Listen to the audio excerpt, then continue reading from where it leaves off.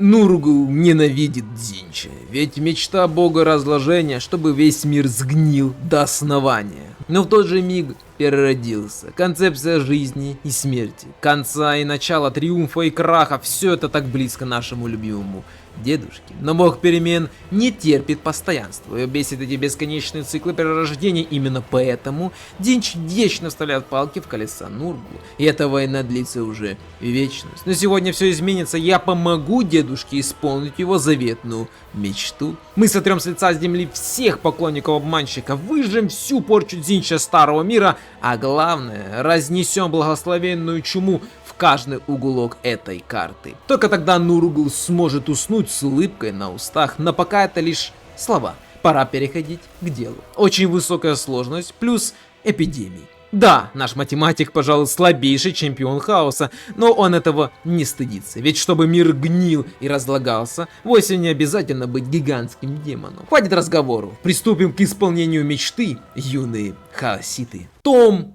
1. Война с демоном. Наше триумфальное шествие начинается там, где сама почва дышит гнилью, в лесу разложения. Место идеальное, сырое, вонючее и подальше от солнечного света. Долго ждать первых подопытных для чумы не пришлось. На горизонте показались первые фанатики обманщика. Бой, как всегда, был душный. Но знаете, чем дольше я играю за Нургла, тем неприятнее играть эти затяжные сражения. Даже стартовая стычка растянулась на 6 минут. Все-таки у дедушки есть свой неповторимый гнилой вайп, особенно когда враг медленно тонет в гное. Дальше быстрый штурм, и вот уже два поселения Дзинчита захлебываются в собственных соках. Запомните цифру 9, именно столько фракций Дзинча оскверняют этот мир своим существованием. 3 великих чемпиона и 6 мелких лакеев. Перевертыша можно сразу убрать, ведь по факту его убить как фракцию в целом невозможно. Он больше, чем просто лорд. Двоих минорных мы уже вычеркнули, ведь математика эпидемия начинает действовать. Треть мира уже чиста, но это только начало. Чтобы дедушка мог спать спокойно, иногда приходится идти на временные сделки. Мы встретили парней из Легиона Хаоса. Ребята суровые, но захудалый городок быстро развязал им язык. Короткий договор, передача ключа от руин, и вот у нас есть союзник, который будет прикрывать наш тыл, пока мы несем гнилое благословение дальше. Ведь пришло время вспомнить, ради чего мы здесь. Эпидемия не просто лорд, он главный разносчик болезней этого мира. Мы выпускаем нашу первую чуму. Да,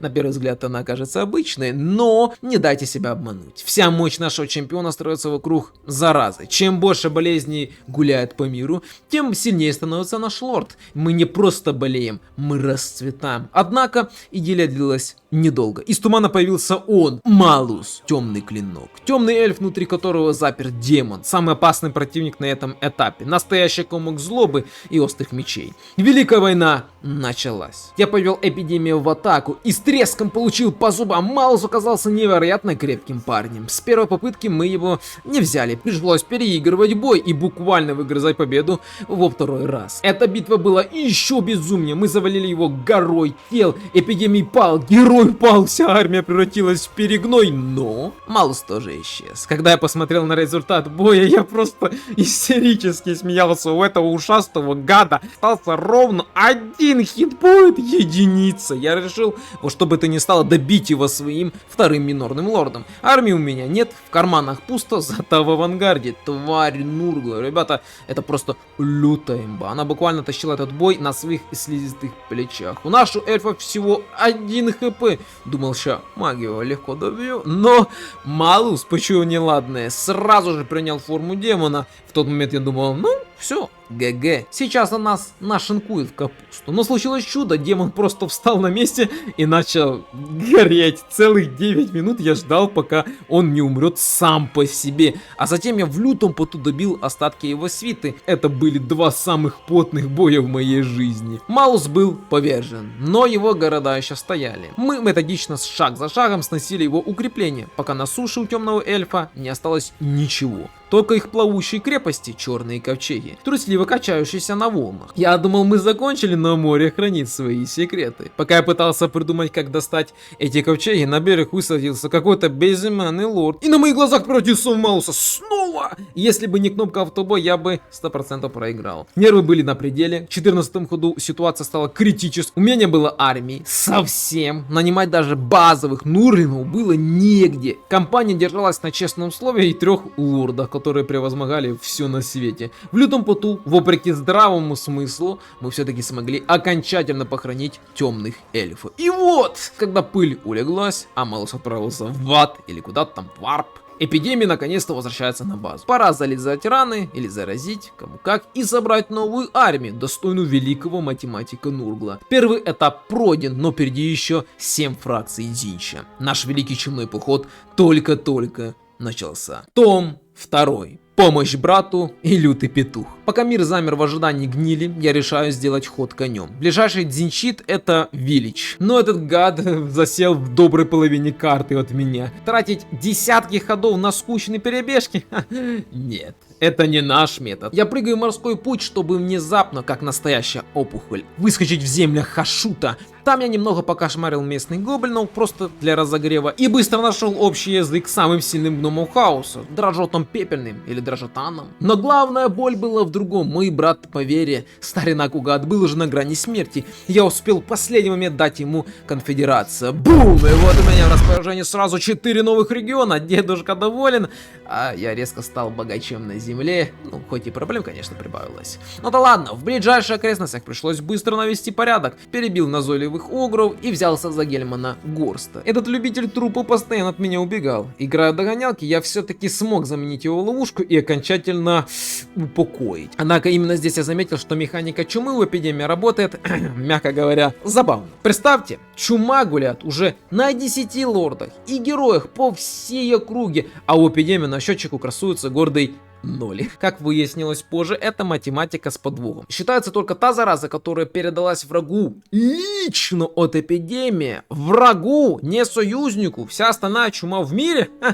Эпидемию на нее плевать. В зачет она не идет. Честно говоря, это сильно руинило нашу ключевую механику и общую мощь нашего чемпиона. Но мы хаоситы, мы привыкли превозмогать даже кривые счетчики. Дальше мои мысли унеслись на далекий юг, в земли хаоса. Я был уверен, что этот синий петух уже давно склеил ласты под натиском Оксиотля. Ящерица обычно не оставляет ему шанса, но на всякий случай я отправил туда культиста, чтобы основать культ и, если что, телепортироваться прямо в логово к пернатому. И каково же было мое удивление, когда по прибытию я обнаружил, что Кайрос не просто выжил. Этот лютый петух буквально переехал всех.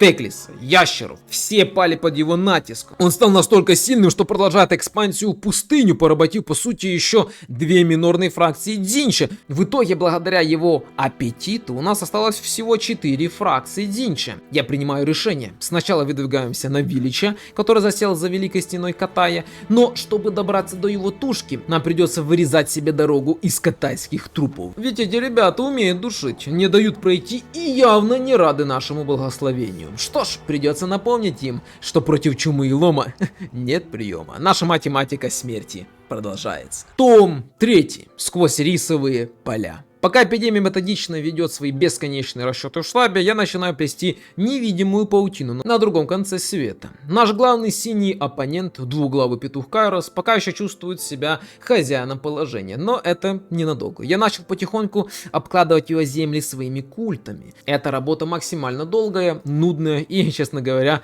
выматывающая, но она жизненно необходима. Это как закладывать динамит под фундамент. Рано или поздно мы нажмем на кнопочку и бабах! Я приду за его пернатой головой. Но все это лишь чертежи будущего триумфа, а в настоящее время Катай устроил мне по-настоящему теплый прием. Стоило нам только показаться на их границах со своими гниющими знамениями, как нас обрушились вся мощь Восток. Сразу 2 тяжелейшие, изматывающие битвы прямо на рубеже их империи. Все земли Катая под их железным контролем. Дисциплина у этих парней просто запредельная, а за спиной у их, как назло, еще и остатки империи с Гельманом Горстом. Нас ожидает настоящий ад, ведь у нас нету сопротивления к выстрелам и артиллерийским снарядам. Но мы хаоситы никогда не сидим сложа руки, даже если эти руки по локоть в гное. Все эти долгие ходы я только и делал, что фанатично вкладывался в технологии чумы. Я грыз это древо навыка как голодный нурглинг. И вот наконец-то к 50-му ходу лед тронулся. Мой счетчик заражений, или же мора, который до этого издевательски висел на нуле, начал по чуть-чуть, буквально по единице ползти вверх.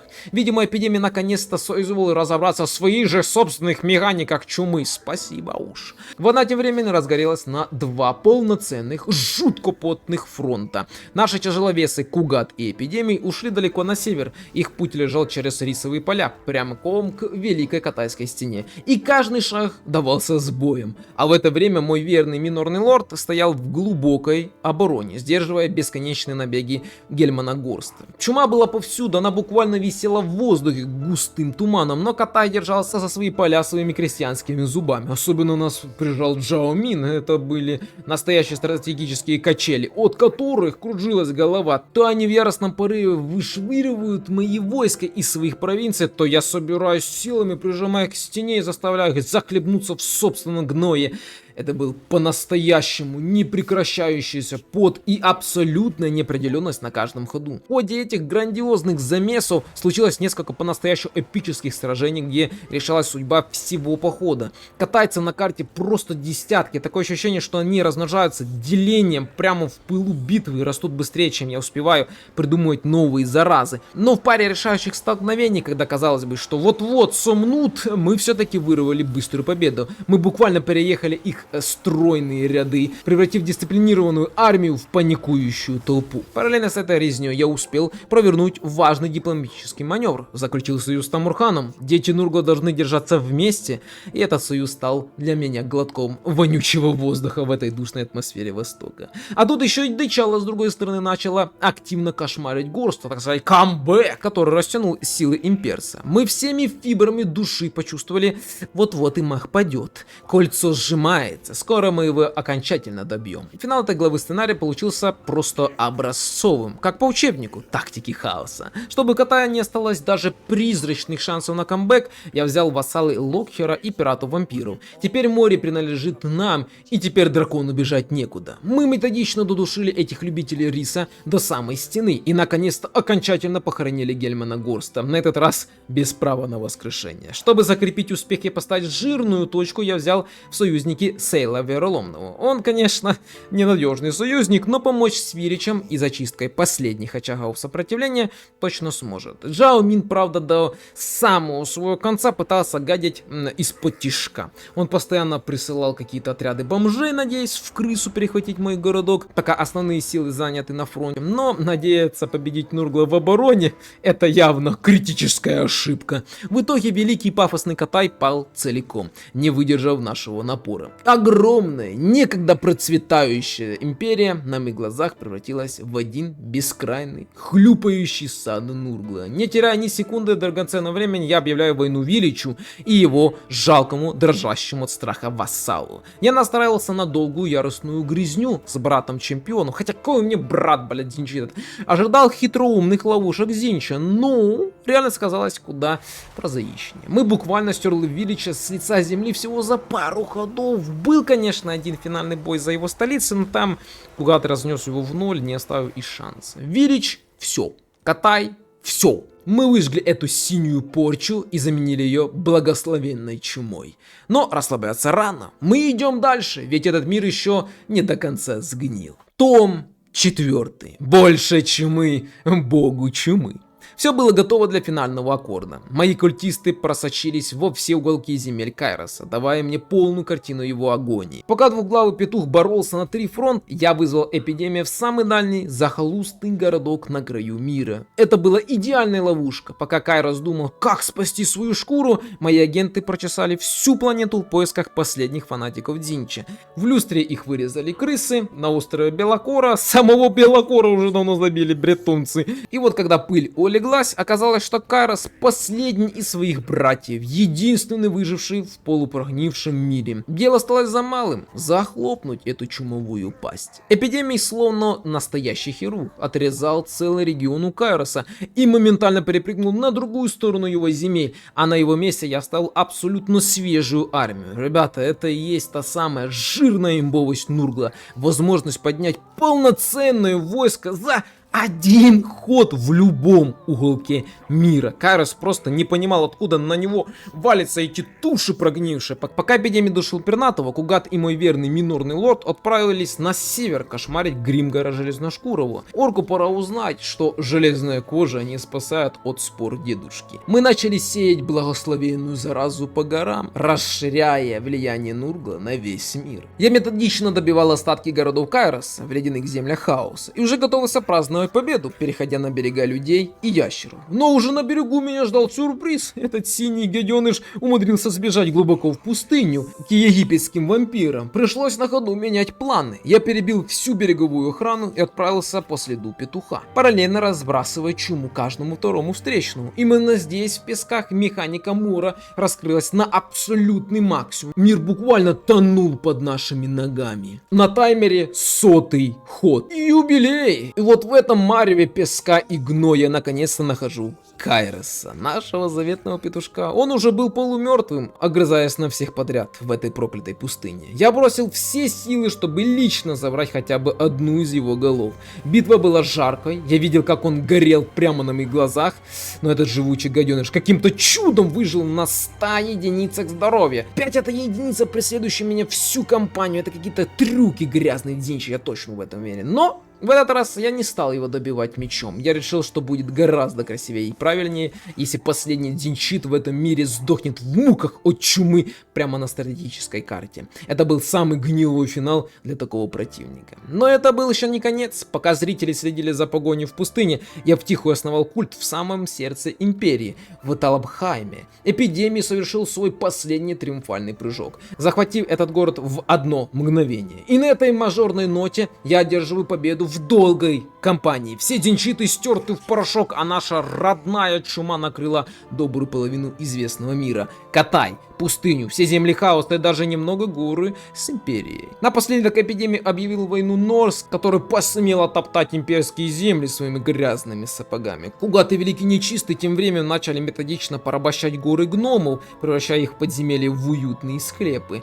Чумы становятся в мире все больше и больше с каждым часом, и на этой прекрасной зловонной ноте наше приключение заканчивается. Мечта дедушки сбылась, весь мир — это сад Нургла. И этот сад просто прекрасен.